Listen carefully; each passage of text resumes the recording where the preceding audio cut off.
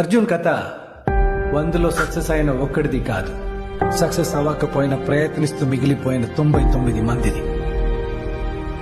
మన cricket club లో నీ అంత స్టైలిష్ బ్యాట్స్మెన్ ఎవరుండేవారు? ఇండియన్ టీంలో ఉండాల్సిన బ్యాట్స్మెన్